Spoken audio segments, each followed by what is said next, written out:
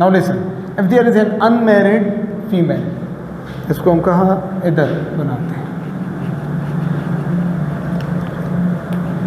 This is the endometrium of the unmarried female, cervical canal, cervix, इस तरह, right, vagina, this is the वही basal layer, female pregnant, female married नहीं है, basal layer done, there is fallopian tube,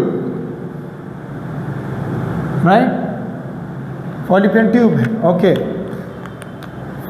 unmarried female है, जब unmarried female है तो ओवा रिलीज हो गई, राइट, ओके, ये सारी बातें हो गई, ओवा रिलीज हो गई, ओवा के रिलीज होने से एस्ट्रोजन हार्मोन ने आकर इधर अपना काम किया, यही काम क्या किया, there is formation of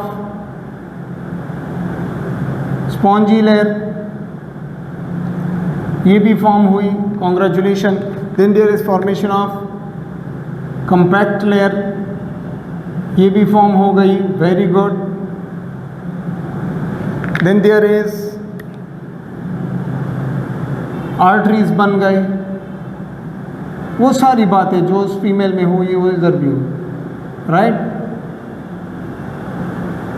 angiogenesis, नए नए एंजियोजेनेसिस हो गए, इस तरह आर्टरीज बन गए, ओके।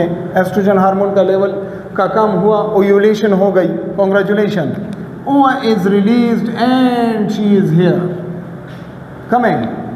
जब ओवा रिलीज हो गई तो प्रोजेस्टेरॉन भी रिलीज हुई, अब प्रोजेस्टेरॉन ने आकर इन कैपिलरीज को लूप्स में तब्दील किया, इस तरह, ऐसे, आपको पता है इधर जो हुआ वही होगा, इस तरह capillaries are converted into coiled capillaries and end में लूप्स बन गई, इस तरह प्रोजेस्टेरॉन हार्मोन की वजह से, राइट, ऐसे।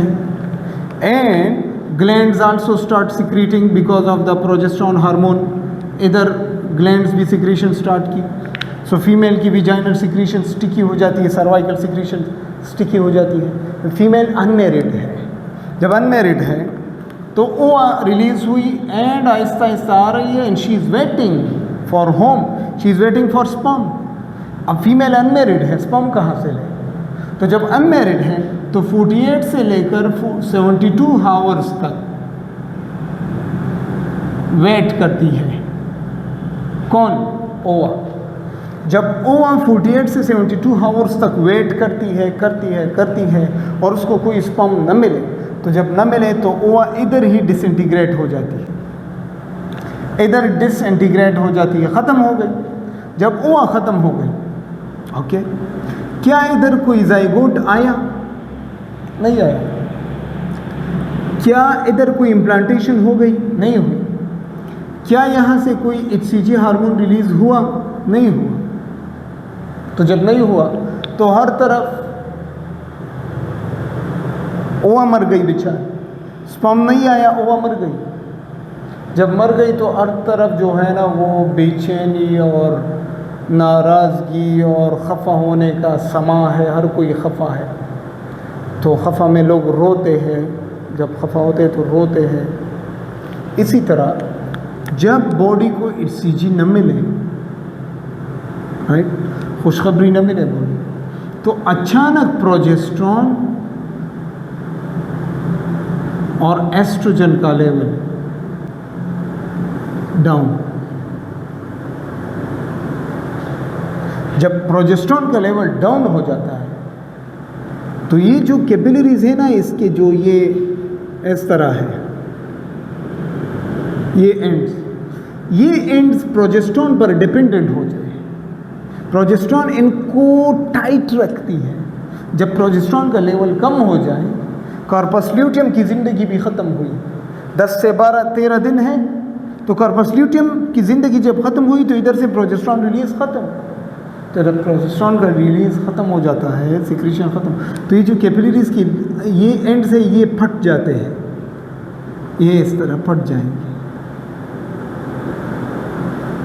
जब ये फट जाए तो जो ब्लड आ रही है और इधर थी वो ब्लीडिंग स्टार्ट हो जाएगी एंड फीमेल में मेंस्ट्रुअल ब्लीडिंग स्टार्ट हो जाती है। because she was unmarried. So this is menstrual bleeding. समझ आया? अब क्या होगी, ये जो नए दो लेयर्स बने थे, ये दोनों नए लेयर्स अपने कैपिलरीज के साथ साथ शिड हो जाते हैं। तो फंक्शनल लेयर ऑफ एंडोमेट्रियम कौन सा लेयर है? वो लेयर जो मेंस्ट्रुअल साइकिल में शिड हो जाती है। तो हमने मेंस्ट्रुएशन की डिफिनेशन की थी कि the secretion of blood, mucus and cellular debris of the endometrium या of the female reproductive tract is called menstruation. After a specific interval is called menstruation. तो menstruation हो गई, right? अब जब menstruation हो गई तो फिर मैं कह देता हूँ कि जो यूट्राइन साइकिल था, यूट्राइन हमने इसको 3 फेजेस में डिवाइड किया, प्रोलिफरेटिव, सिक्रेटरी एंड मेंस्ट्रुअल। तो जब मेंस्ट्रुअल साइकिल स्टार्ट हो जाती है, राइट, पहले 5 डेज, 5 to 10 डेज इधर ऑल दिस इज ब्लीडिंग। जब बॉडी को ऑक्सीजन न मिली, जब बॉडी को कोई खुशखबरी न मिली, तो हर बंदा अपने काम में लग जाता है। जब हर बंदा अपने काम में लग जाता है तो पिट्यूटरी ग्लैंड भी फिर अपने काम में लग जाता है, फिर एफएसएच रिलीज करता है, फिर प्राइमोडियल फॉलिकल को प्राइमरी में कन्वर्ट करना स्टार्ट हो जाता है एंड अदर साइकिल बिगिंस, दूसरा साइकिल स्टार्ट हो जाता है, राइट। तो अगर प्रेग्नेंट फीमेल है, मैरिड फीमेल है, तो इस तरह स्पर्म, ओवा को स्पर्म मिल जाए, देन ये, and if there is unmarried female, menstruation. So this is called menstruation, right? If pregnancy does not occur, the corpus luteum gradually disintegrates, corpus albicans बन जाती है, and the woman enters into an ischemic phase of the menstrual cycle. क्योंकि इधर ये जो capillaries है ये rupture हो जाती है और ये जो नए 2 लेयर्स बन गए थे उनको इस्कीमिया हो जाती है, ऑक्सीजन की कमी की वजह से हाइपोक्सिया, और फिर ischemic changes and the cells die and shed out of the endometrial cavity, और साथ में अपने साथ ब्लड को भी एक्सक्रीट करती है। So this is called menstrual phase, right. Ischaemic phase on days 27 and 28, estrogen and progesterone levels falls down and corpus luteum is no longer producing estrogen and progesterone. Without these 2 hormones, to maintain the blood vessels network, the uterine lining becomes ischemic. जब ये दोनों hormones ना हो, oestrogen और progesterone, और खासकर progesterone, तो ये जो ब्लड वेसल्स है ये इस्कीमिक बन जाती है। When the lining starts left, the woman has full cycle and is once again at day 1 of the menstrual cycle. तो फीमेल इधर से लेकर इधर तक 128 डे बन गई, फिर इधर से डे 1 2 3 4 5 फिर स्टार्ट हो, राइट। इस तरह लुक एट दिस ग्राफ, इस ग्राफ को देख ले, I will explain. Look at this is the 28 day cycle, right. पहले 5 डेज इधर देखिए ब्लीडिंग, मेंस्ट्रुएशन, राइट। मेंस्ट्रुएशन के अंदर एफएसएच का लेवल भी है, एलएच, और ये दूसरे हार्मोन्स नहीं है, एलएच और एस्ट्रोजन नहीं है, एफएसएच है, थोड़ा सा ज़्यादा है। तो इसकी वजह से प्राइमरी फॉलिकल बनेंगे, सेकेंडरी फॉलिकल, जब सेकेंडरी फॉलिकल बनेंगे then there is estrogen, secondary follicle फिर एस्ट्रोजन रिलीज करती है ना, बताया था आपको। जब एस्ट्रोजन रिलीज होगी तो oestrogenic phase, and Aahista Aahista ये देख ले एस्ट्रोजन का लेवल बढ़ जाएगा और एंडोमेट्रियम तैयार हो रही है। देखिए इधर ब्लीडिंग हुई और इधर फिर प्रिपरेशन, एंडोमेट्रियम तैयार हो रही है तो एस्ट्रोजन, और इधर आकर मिड साइकिल में 12 से 16 या 14 दिनों के दरमियान ल्यूटिनाइजिंग हार्मोन का लेवल बहुत ज़्यादा होता है, and then there is ovulation and ova release हुई, and this is corpus luteum. फिर इधर लिचुअल फेज, और लिचुअल फेज के साथ साथ वो प्रोलिफरेटिव फेज और सिक्रेटरी फेज भी स्टार्ट होती है, राइट। तो प्रोजेस्टेरोन का लेवल देखिए ज़्यादा हो गया, ल्यूटिनाइजिंग हार्मोन का लेवल कम हो गया, एस्ट्रोजन का लेवल साथ साथ में चलता है, राइट। एफएसएच का लेवल कम हो गया, डन। तो ये प्रोजेस्टेरोन का लेवल बहुत ज़्यादा है लिचुअल फेज में, और प्रोजेस्टेरोन के लेवल को देख ले, ये एंडोमेट्रियम को बहुत ज़्यादा ब्लडी बनाता है एंड जूसी बना देता है, राइट। तो ये ग्राफ है, इसको हमने इन 5-6 लेक्चर्स में एक्सप्लेन किया, राइट। नेक्स्ट जो है ये कुछ मेंस्ट्रुअल एबनॉर्मलिटीज़ है, मतलब एन ओव्यूलेशन क्या है, डिस्मेनोरिया क्या है, इसको ज़रा एक एक डिफिनेशन में देख लेते हैं। एमेनोरिया मीन्स नो पीरियड्स, अगर किसी फीमेल की पीरियड्स नहीं आते तो उसको हम बोलते हैं एमेनोरिया। अगर 6 महीनों तक किसी फीमेल की मेंसेस ना आए तो हम कहते हैं she is in menopausal women, menopause में चली गई है, उसकी अब मेंस्ट्रुएशन नहीं होती, राइट। सो एमेनोरिया मतलब एब्सेंस ऑफ पीरियड्स। नेक्स्ट है डिस्मेनोरिया। डिस्मेनोरिया बोलते हैं जब पीरियड्स के साथ बहुत ज़्यादा पेन हो फीमेल को, we call it dysmenorrhoea.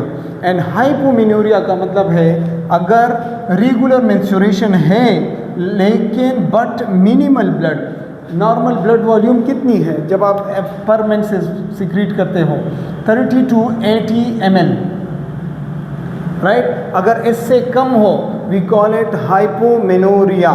Hypomenorrhoea क्या है सुन लें, मेंसेस रेगुलर है 28, 27, 25, ये हर नॉर्मल है, ये जो ड्यूरेशन है ये नॉर्मल है लेकिन ब्लड की वॉल्यूम जो है वो कम है, this is called hypomenorrhoea. And then there is menorrhagia, hypermenorrhoea. Hyper अगर वॉल्यूम 80 ml से ज़्यादा है, बहुत ज़्यादा हैवी ब्लीड्स है, वी कॉल इट हाइपरमेनोरिया। एक और मसला है we call it menometrorrhagia. Menometrorrhagia, menorrhoea, menorrhoea bleeding, देखिए menometrorrhagia, uterine bleeding occurring at irregular intervals with heavy bleed. Rrhagia भी है, रेजिया मीन्स हैवी ब्लीड, और मेट्रो है मतलब नॉर्मल नहीं है ड्यूरेशन, 15 दिन बाद बहुत ज़्यादा ब्लड आती है, 40 दिन बाद बहुत ज़्यादा ब्लड आती है। तो इस तरह इर्रेगुलर, साइकिल भी इर्रेगुलर है और ब्लीडिंग भी बहुत ज़्यादा है, वी कॉल इट मेनोमेट्रोरेजिया।